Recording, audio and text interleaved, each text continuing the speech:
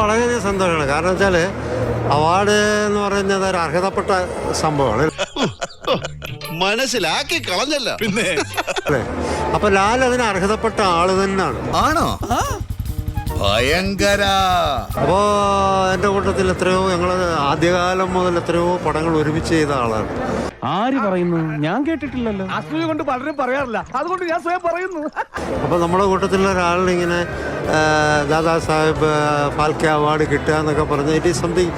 ഇയാളത് ഏത് ഭാഷയെ പറയുന്നത്? ഇംഗ്ലീഷ്. നമുക്കൊരു ഒരു ഒരു ഭയങ്കര സന്തോഷമാണ് മനസ്സിലുണ്ടാകുന്നത്. അതൊരു ഭയങ്കര വെടിയാണ്. നീ കുറെ നേരമായി എനിക്കിട്ട് പുളക്കാൻ തുടങ്ങിയിട്ട്. എല്ലാവിധ ആശംസകളും ഞാൻ ലാലിന് കൊടുക്കുകയാണ്. അപ്പൊ ലാലേ സലാം, ലാൽ സലാം.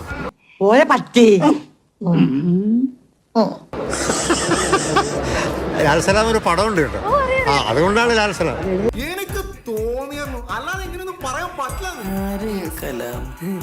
തീർച്ചയായിട്ടും അതൊരു ഇപ്പൊ നേരത്തെ മോള് പറഞ്ഞ പോലെ മരണം മിസ്റ്റർ ഇന്ത്യജൂടൻ എന്നൊക്കെ പറയുന്നത് അതിവിടെ ഈ സ്റ്റേജ് വരുമ്പോ ലാലെടുത്തൊന്ന് പറയണമെന്നുണ്ട്. അയ്യോ, എന്നിട്ട് എന്ത് പറ്റി? മരിച്ച പോസ്റ്റ്മോർട്ടം ചെയ്യണമെന്ന് പേടിച്ചിട്ടാ പറഞ്ഞ നമ്മള് ഇതായി പോലെ തന്നെ ഉണ്ടായിരിക്കും. അല്ല, നീ എവിടെ പരിപാടി അവതരിപ്പിച്ചാലും ഇത് തന്നെയാണല്ലോ നിന്റെ വിധി.